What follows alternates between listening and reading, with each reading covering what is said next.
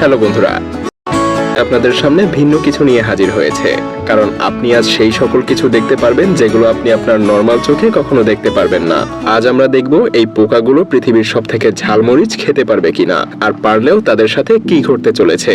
সেই সাথে দেখব মিষ্টি কুমড়ার একটা বীজ থেকে 600 কেজি ওজনের একটা দৈত্যাকার মিষ্টি কুমড়ায় পরিণত হওয়ার অসাধারণ দৃশ্য।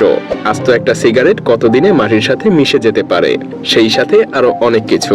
এটা নিশ্চিত এগুলো দেখার পর আপনার ব্রেইন আবারও রিস্টার্ট হওয়ার সুযোগ পাবে। তো চলুন আজকের রিল্যাক্সেশন জার্নি শুরু করা যাক। চলুন প্রথমেই দেখে নেওয়া যাক একটা আস্ত আপেল এই গুবরে পোকার লার্ভার সামনে কতক্ষণ টিকে থাকতে পারে, অর্থাৎ গুবরে পোকার এই লার্ভাগুলো কত সময়ের মধ্যে আপেলটাকে একদম নিশ্চিহ্ন করে দিতে পারে।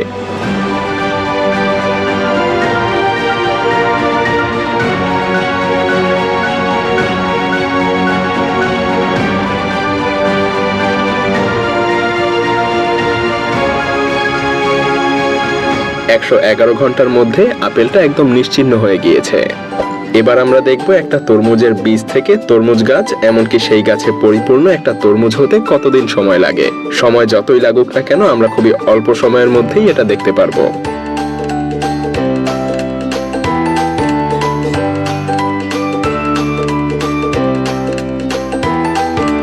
ঠিক 43 দিনের মাথায় তরমুজ গাছটাতে কুঁড়ি আসে। এবার দেখা যাক এই কুঁড়ি থেকে পরিপূর্ণ তরমুজ হতে আর কতটা সময় লাগতে পারে।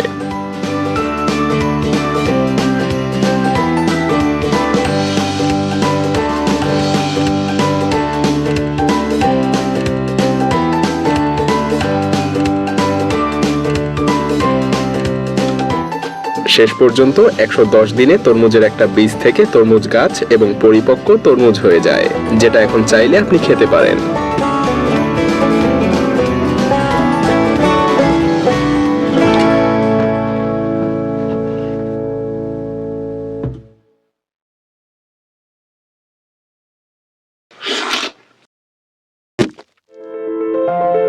কিন্তু এই তরমুজটাকে যদি লক্ষ লক্ষ গুবরে পোকার লার্ভার মধ্যে ফেলে দেয়া হয়, তাহলে এই তরমুজটা ঠিক কতদিন টিকে থাকতে পারবে।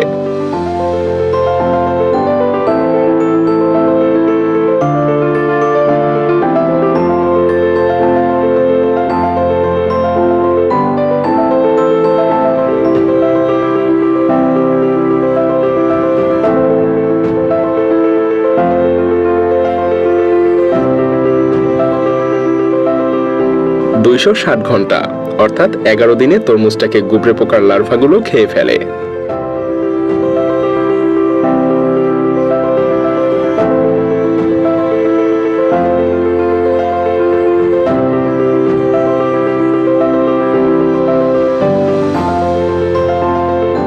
এবার আমরা দেখব একটা টাটকা আলু ঠিক কতদিনের মধ্যে পচে গলে যেতে পারে।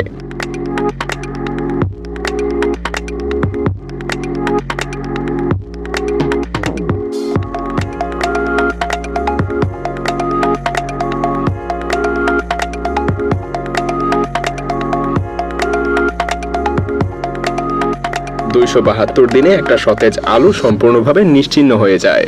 কিন্তু একটা আলু থেকে পরিপূর্ণ একটা আলুর গাছ এবং সেই গাছে অসংখ্য আলু ধরতে কতদিন লাগতে পারে, চলুন দেখে নেওয়া যাক।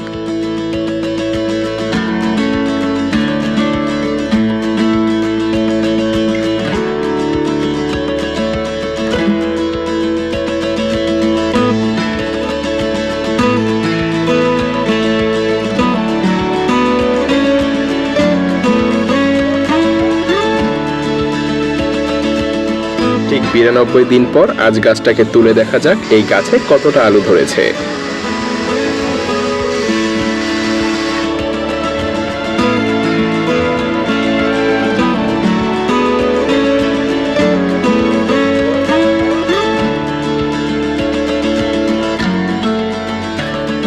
আচ্ছা, বেশ কিছু সংখ্যক মূলার ছোট ছোট গাছের মধ্যে যদি এই লার্ভাগুলোকে ছেড়ে দেয়া হয়, তাহলে কি এই মূলার গাছকেও তারা খেয়ে ফেলবে? কি ঘটে চলুন দেখে নেওয়া যাক।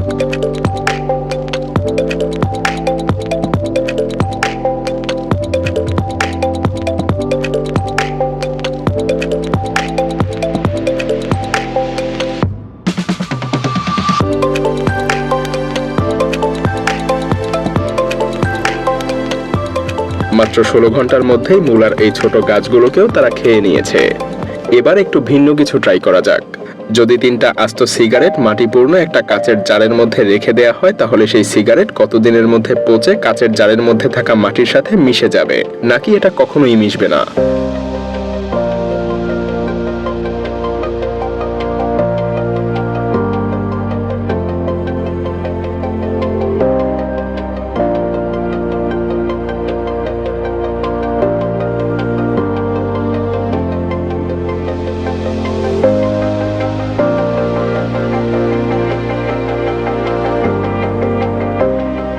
দেড়শো দিন পরে সিগারেটগুলো মাটির সাথে মিশতে শুরু করেছে।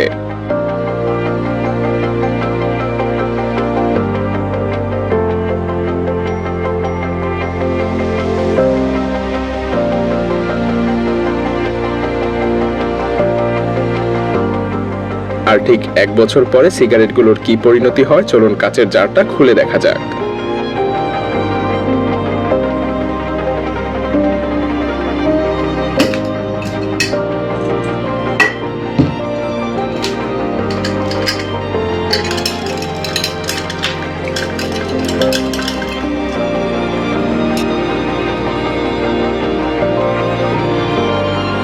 শুধুমাত্র 3টা সিগারেটের স্পঞ্জের অংশগুলোই টিকে আছে, আর বাকি অংশ নিশ্চিহ্ন হয়ে গিয়েছে।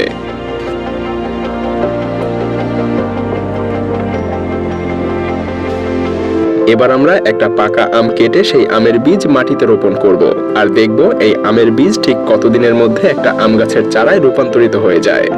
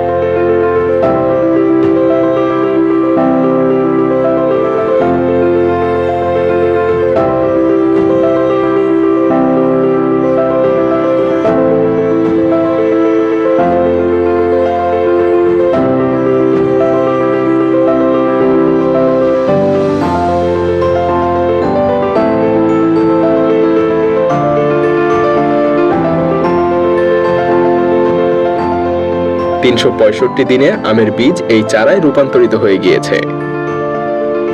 এবার আমরা সেই গুপড়ে পোকার লার্ভার মধ্যে আস্ত একটা বার্গার রেখে দিব, আর দেখব এই লার্ভাগুলো বার্গারটাকে কত সময়ের মধ্যে খেয়ে ফেলতে পারে।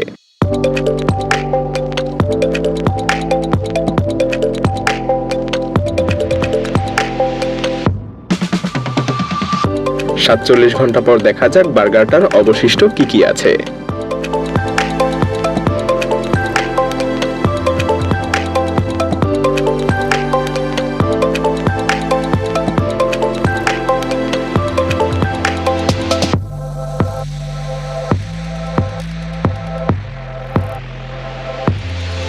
একটা অক্টোপাস পচে গলে যেতে ঠিক কতদিন সময় লাগতে পারে, চলুন দেখা যাক।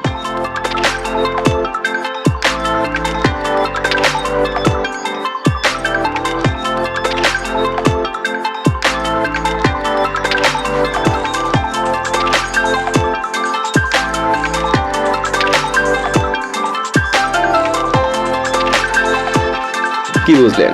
একটা অক্টোপাসকে 15 দিন একই জায়গায় ফেলে রাখলে সেটা পচে গলে যাবে। এবার আমরা একটা আস্ত শশার বীজ রোপণ করে দেখব এটা শশা গাছে রূপান্তরিত হতে কত সময় লাগে, এবং সেই গাছে পরিপূর্ণ একটা শশা হতে আরো কতদিন সময়ের প্রয়োজন হয়।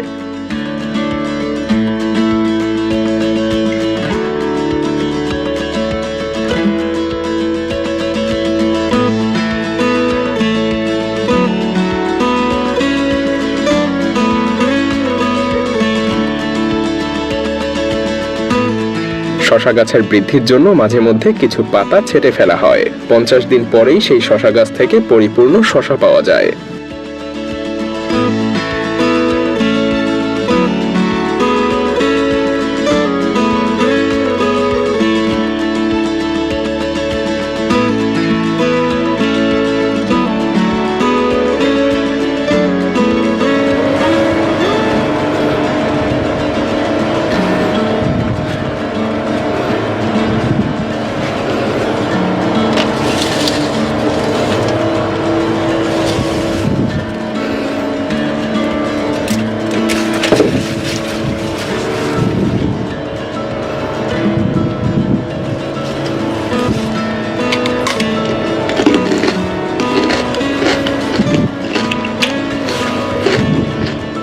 এবার আমরা দেখব পৃথিবীর সবচাইতে ঝালমরিচ যদি এই লার্ভাগুলোর মধ্যে রেখে দেওয়া হয় তাহলে কি তারা এই ঝালমরিচও খেয়ে ফেলবে, আর যদি খায় তাহলে এই লার্ভাগুলো বেঁচে থাকবে কিনা।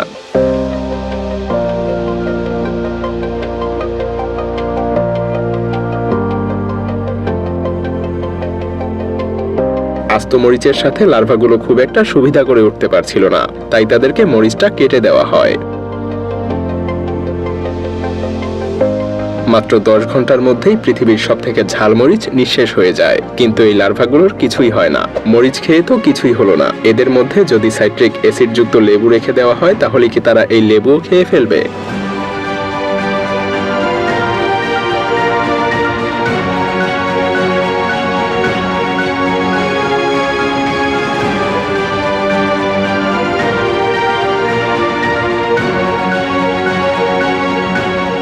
240 ঘন্টার মধ্যে আস্ত একটা লেবুও শেষ।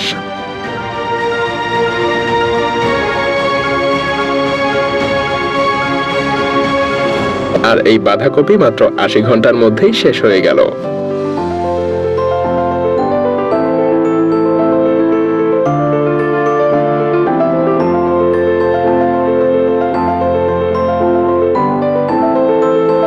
এবার আমরা দেখব একটা ঘাস বড় হতে কত সময় লাগে এবং সেটাকে দেখতে কেমন দেখায়।